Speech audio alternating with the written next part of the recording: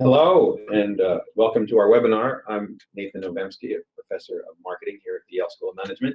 I'm here with my colleague Sudhir just to talk to you a bit about a three-day program we're going to be running here in May on frontiers of marketing. Before we get into the program itself, a quick introduction of us. So, as I said, I'm Nathan Novemsky, a professor of marketing here, a psychologist by training. The part of the program that I'll be focusing on will be what you would probably call the behavioral economics or behavioral science aspect of the program, where we're going to focus on consumer insights and better ways to use behavioral economics to generate better consumer insights and a better consumer understanding of during the first day of the program. I'll let my colleague Sudhir introduce himself. I'm K. Sudhir. I'm also a professor in the marketing area, but I specialize in the data science area, and I lead most of the partnerships that we have with industry at the Yale Center for Customer Insights that involve data-oriented projects. And I will be leading the program along with a few of my other data science colleagues on issues relating to digital marketing as well as big data. So to get a little bit into the structure of the program for you, let me start with a question of how this program was designed. So we have at the Yale Center for Customer Insights a lot of interaction with a lot of different companies, leading marketing companies around the world in CPG, in financial services, in pretty much every sector you can imagine. And in a lot of these conversations we've had with our partners, a lot of important questions come up. And three of the questions we want to address in these 3 days in particular are, how can we unearth better customer insights? And that's the part me and some of my colleagues will focus on. And then, how can we engage with consumers in today's digital world better, using mobile and digital marketing in better, more effective ways? And then lastly, how can we use big data to have the best impact possible? These are all topics that I think are of a lot of use to a lot of different areas of most organizations, both people in insights, people in marketing, people in product design and innovation, people certainly in communications and other areas. So let me spend a few minutes talking about the first area, which is the area where I will be presenting along with my colleague Ravi Dar and Shane Frederick, all of us trained in this behavioral economics area, where we'll be talking about how do you leverage behavioral economics or behavioral science to understand the real drivers of choice. Behavioral economics is something many of you have probably heard of. It involves, there are a lot of popular books out now, starting with Freakonomics and Thinking Fast and Slow and Predictably Irrational.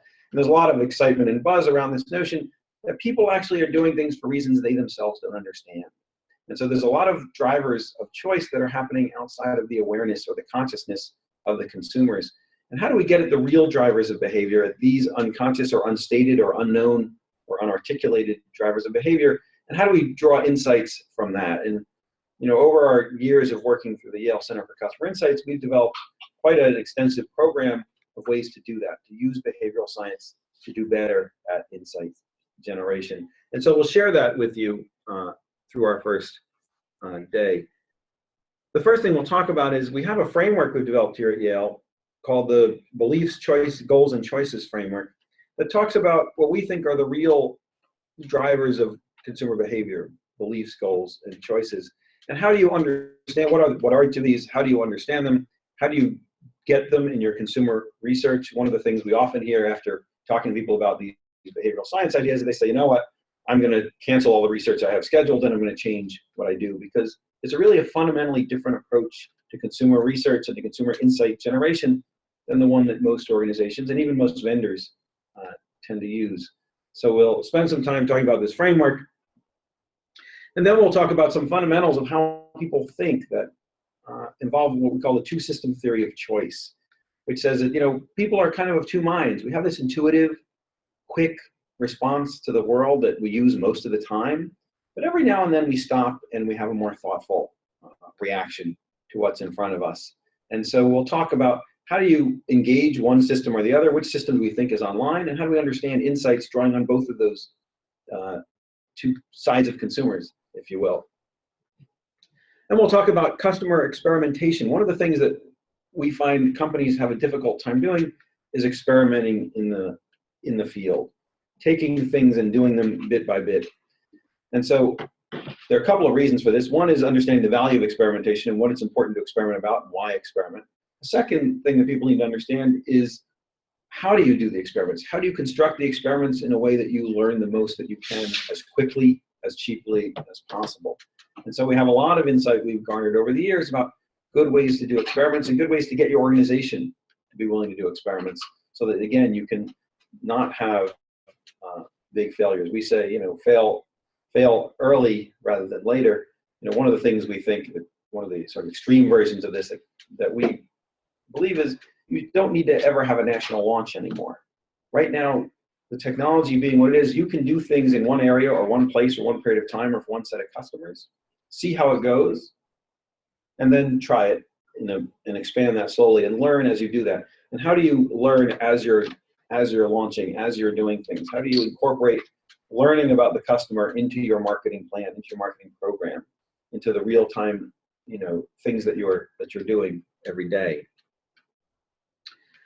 The last thing we'll talk about in some depth is framing brand value. How do you reach the customers where they are, thinking about how the customers think about your product or service or category in a way that incorporates, again, a lot of behavioral science in it, to say, look, I want to get you to understand my value from the frame of reference that's best for me. I'm going to try to give you a frame, a set of comparisons, a lens, a way of looking at my product or my category or the purchase you're thinking about in a way that gets you really to get resonance, both with this system that is intuitive and fast, that people tend to use thoughtlessly all the time, and with the more deliberative side of the consumer.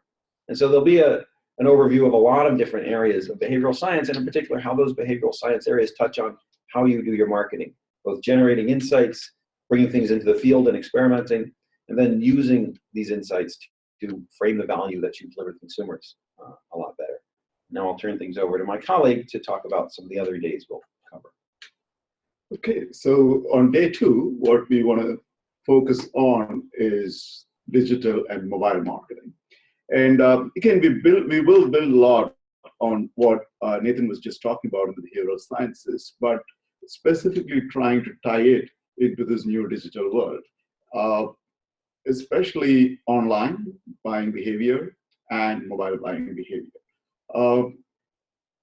And the second part of it that we want to focus on is all of the word of mouth that is getting digitized through social media, and the conversations that we are now having among consumers and the firms are all being recorded and reused.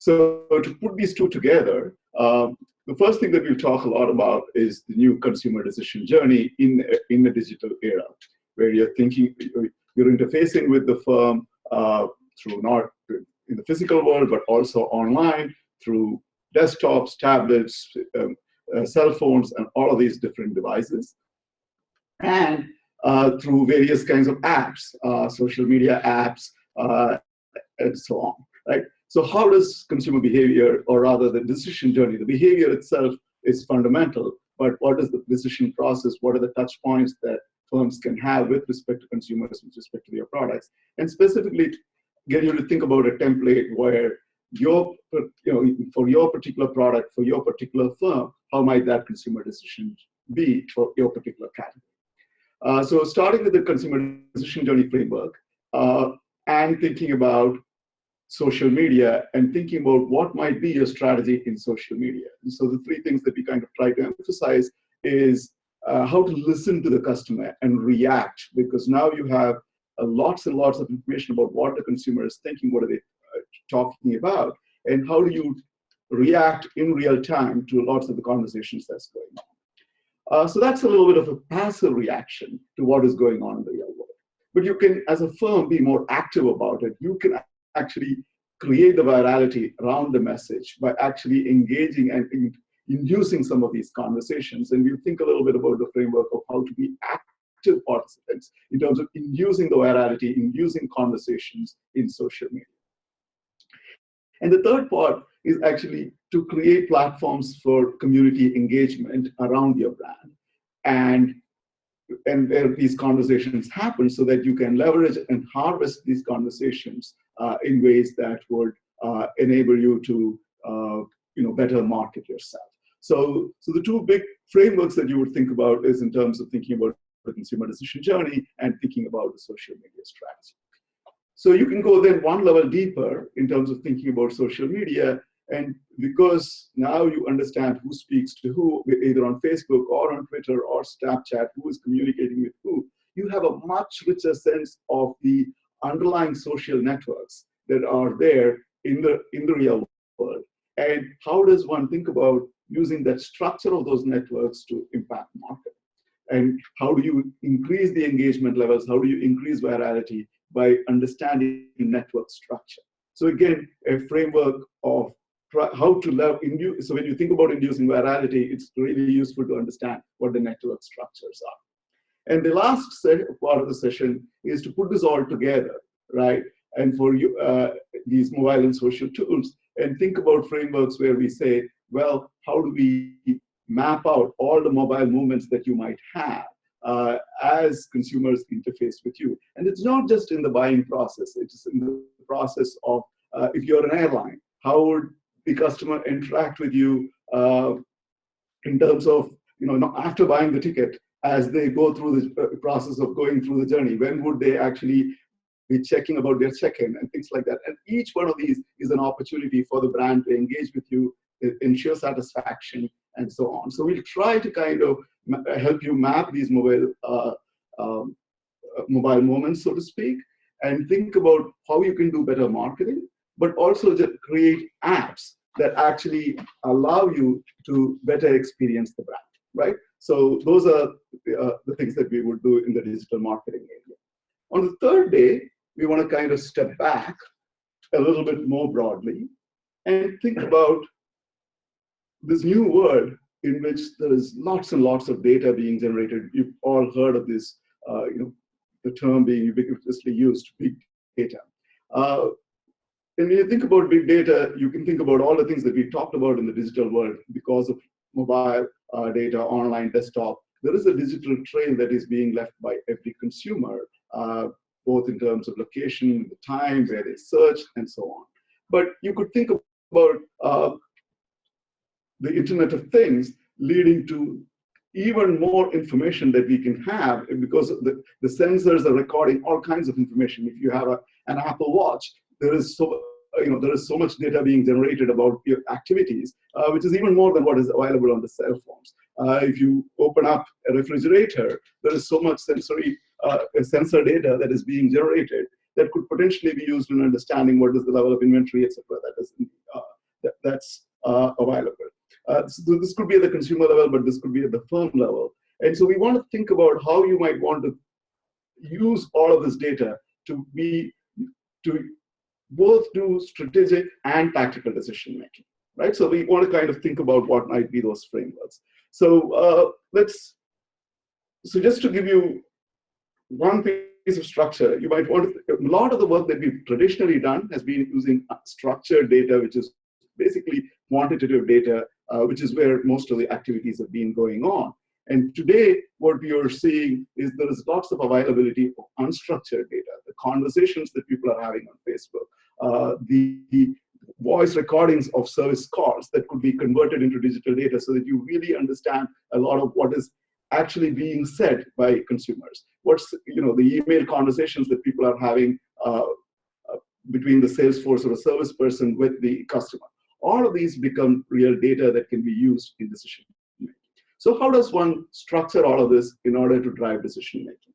I like to say that because of the richness of the data, both in terms of the raw text and and the textual data, video data and audio data, in combination with so much that is being measured, we are at a stage where the idea of real-time evidence-based decision-making is feasible. Now that looks like something that is probably much farther out, but what we will try to show you is through real examples, how we are getting to a stage where you can get enough data in real time to be able to confidently improve decision-making. And that's what we call by evidence-based management. And from there, we want to kind of And again, to that, you think about 3 different types of structures that we would create on this. Like, how can we use this? You could simply, so laying out simply a dashboard that allows people just to have the right information at the right time can improve their decision making. So that would be a certain, the simplest kind of data, descriptive data of what is going on. A lot of times what people are excited about in terms of big data is being able to predict what is likely to happen and then use those predictions about what is likely to happen in the future to take actions today. So we'll give you some examples of how you might, predictively say which particular customer is likely to respond best to a promotion at this point. Or we might be able to tell, which kind of advertising at which point of time would lead to better outcomes and so on. So that's the kind of things we would do with prediction. And we would also then give you a set of frameworks to think about prescription. What should a manager do at a particular point of time, given the data and the evidence that is currently available? So we'll try to give you examples of these kinds of frameworks. And then the second part, we'll talk about, well, what are the challenges of implementing these ideas within an organization? So some of the organizational implementational issues. And more importantly, also kind of, all of us are not going to be trained to be data scientists within a smaller period of time, but how does one develop a certain level of healthy skepticism, but at the same time understand the promise of what you can do with big data? So we'll try to walk you through some frameworks to think about what kind of pitfalls we should avoid in terms of taking or rather a naive sense of the data, and what might be some things that we should worry about. Then taking these broad frameworks to actual decision making, we'll try to apply this in 2 contexts. One is a more strategic context, where the availability of real-time data just allows you to create these new platforms like Uber and things like that, where the real-time data is allowing people to match consumers and the firms, and also to do real-time pricing and so on. So we try to show you some examples of how business platforms are being created, new business platforms are created, and how in your particular industry you might be able to use these kinds of ideas.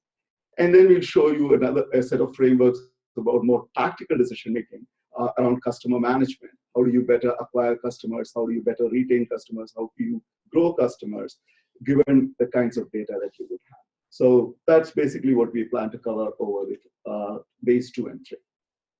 Great. I want to encourage you, if there are questions that you have, feel free to send those in. We'd be happy to respond to them. And as you think about that, let me just talk a bit about who this makes sense for. And this is a program that is aimed at people who have about 8 years or more of experience. Certainly, many people have a lot more than that who will participate in this sort of program. They could come from areas like marketing, branding, certainly insights, as I've mentioned, innovation, product management, digital strategy, communications, or other related areas of the firm. We certainly had a number of also chief marketing officers and vice presidents of marketing attend a lot of these kinds of programs. So it's a program that is really quite broad and gives you a better understanding of a lot of the things that you would do, both in handling the data sets that my colleague just talked about and handling the insights function, but a lot of product development and really anything touching marketing and communications in the firm would be informed by a lot of what we would be talking about. Right. I would just add that there is a sense of people with data science experience, but not having a good sense of what marketing issues are, and marketing people who don't have a good sense of data science issues. I think the program is meant to kind of bridge the gap between the people who understand data science but not marketing, and of course marketing and not data science. Yeah, so really a broad group. And usually when the groups like this come together, they learn a lot, not just from us, but also from each other. So it's a really a good environment for getting yourself up to speed on the latest in academic research and how it applies to lots of practices in marketing. And just a reminder, so this will be May 23rd to May 25th at the Yale Club in New York City, right next to Grand Central Station. It's a beautiful facility if you've never been there. So it's quite a nice place to have a learning environment, and we use it a lot for these kinds of environments, and it's really a lovely spot.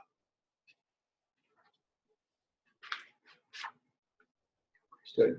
Any questions coming in? No? Guess we're crystal clear. There is a question. Here's the question. Do you want me to? Yeah. To what extent will you discuss micro-targeting and hyper-personalization? Yes, that's definitely one of the most important aspects of digital marketing. So to what extent will we do micro-targeting and hyper-personalization? And again, that's definitely one of the most important topics associated with digital marketing. We'll show you a series of examples of how that can be done, how can it be done effectively using data that we generate. And as Nathan also said, we believe a lot of this can be done through better field experimentation. Micro-targeting is exactly the kind of things that you should experiment with.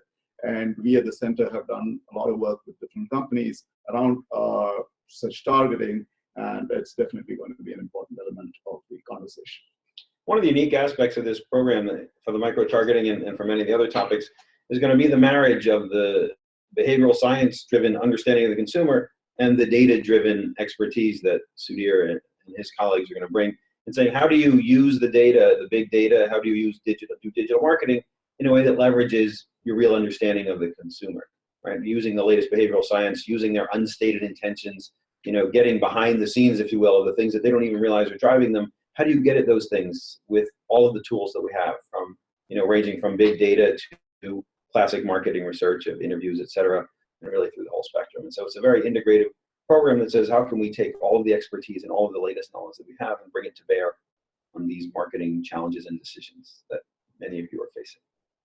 And I think relatedly, just to add to what Nathan just said, often experimentation in companies is done with, like, let me try A or let me try B. And many of them fail because you don't really have a very good sense of why A should work or B should work. And one of the things about the fact that on first day you do understand a lot about the behavioral science is that you have a lot more of an underlying theory that drives what we think why A should work versus why B should work. And my sense of the work that we do essentially is that we make experimentation more efficient by actually trying to get you to think about the underlying theories why something might work, and then increase the, and even have some knowledge of whether those things have worked previously in other settings, and bring those ideas to bear to your particular industry and your sector. And therefore, the chances are you're going to try out things that are more likely to work rather than less likely to work.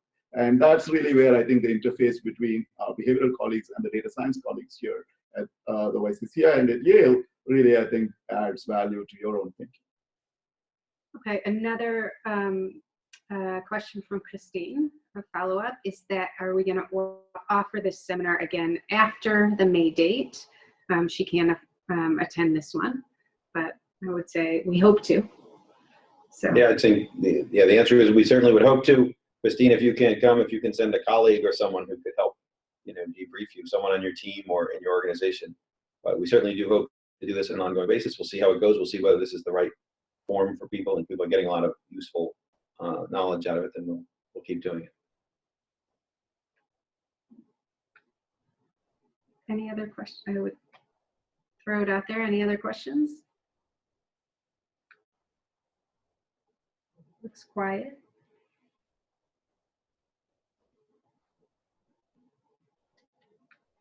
Christine says thanks. We'll send out the recording after. Oh, yeah. Yeah, we will send out the recording to all the registered participants after we conclude here today. So you can have it, you can share it with colleagues around your organization or others that you think might be interested. So thank you all for your attention. We appreciate you logging in today and listening to what we've had to say about our program coming up again this May in New York City, May 23rd to 25th. We hope to see you all there. Thank you. Thank you.